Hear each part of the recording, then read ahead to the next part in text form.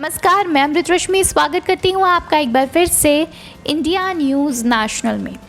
देश अभी कोरोना संक्रमण की दूसरी लहर से जूझ रहा है, लेकिन एक्सपर्ट्स अब तीसरी लहर आने का भी अंदेशा जताने लगे हैं।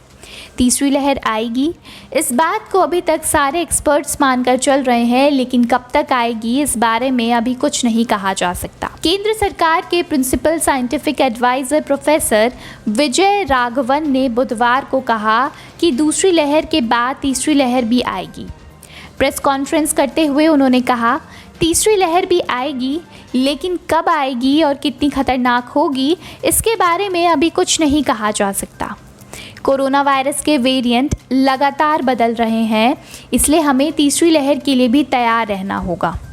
उन्होंने ये भी कहा कि वैक्सीन प्रभावी है, लेकिन वैज्ञानिक इसको अपग्रेड करने पर भी काम कर रहे हैं। तीसरी लहर कब तक आएगी इस बारे में बेंगलोर स्थित Indian institute of public health में महामारी विशेषज्ञ डॉक्टर गिरिधर बाबू कहते हैं, इसके ठंड में आने की आवश्यकता है, नवंबर के आखिरी में या दिसंबर की शुरुआत में। इसलिए संक्रमण से जिन्हें सबसे ज़्यादा खतरा है उन्हें जल्द से जल्द वैक्सीनेट करने की ज़रूरत है। डॉक्टर गिरिधर कर्नाटक में नेशनल कोविड टास्क फोर्स के मेंबर और एडवाइज़र भी हैं। वो कहते हैं कि अगली लहर युवा आबादी को प्रभावित कर सकती है। हालांकि वो ये भी कहते हैं कि तीसरी लहर 3 फैक्टर पर निर्भर करती है। पहला तो ये कि दिसंबर तक हम कितने लोगों को वैक्सीनेट कर पाते हैं। दूसरा, हम सुपर स्प्रेडर इवेंट को कितनी हद तक रोक पाते हैं। और तीसरा ये है कि हम कितनी जल्दी वायरस के नए वेरिएंट की पहचान कर पाते हैं और उसे रोक पाते हैं। तीसरी लहर आने पर क्या हो सकता है, इसके जवाब में mathematical model expert professor M Vidyasagar कहते हैं, दूसरी लहर में ही बड़ी आबादी संक्रमित हो रही है। इनमें वो लोग भी शामिल हो रहे हैं जिनका टेस्ट नहीं हो रहा है या असिम्प्टोमेटिक हैं, लेकिन वो संक्रमित हैं।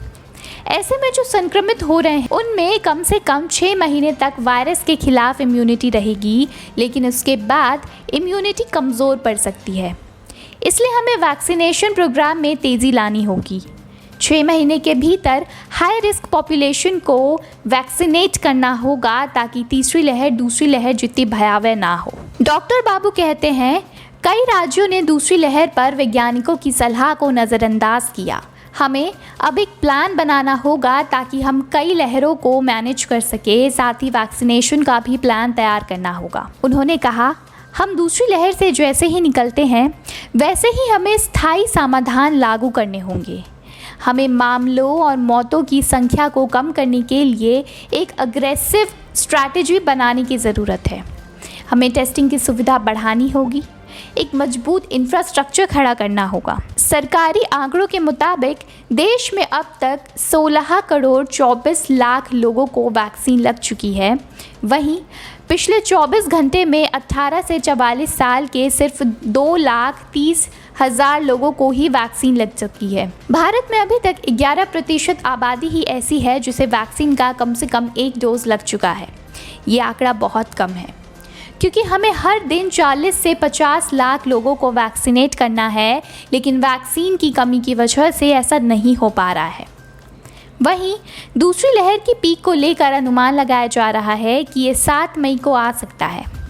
प्रोफेसर एम विद्यासागर ने पिछले दिनों एक इंटरव्यू में बताया था कि 7 मई को देश में दूसरी लहर का पीक आ सकता है।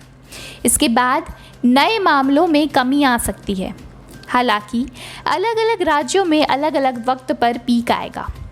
इसी के साथ मैं हमारी टीम इंडिया न्यूज़ नेशनल की तरफ से आपसे यही अपील करूंगी कि मास्क का और सोशल डिस्टेंसिंग का पालन करें और घर से बाहर तभी निकलें जब आपको कोई ज़रूरी काम हो। इसी के साथ मैं अमृत रश्मि आपसे इजाज़त चाहती हूँ। अगर आपको हमारी ये वीडियो पसंद आई हो तो हमारे इस वीडियो को लाइक करें, ज़्यादा से ज़्यादा लोगों तक इस वीडियो को पहुँचाएँ। अगर आप हमारे चैनल पर नए आए हैं तो हमारे चैनल इंडिया न्यूज़ नेशनल को सब्सक्राइब करना ना भूलें। धन्यवाद।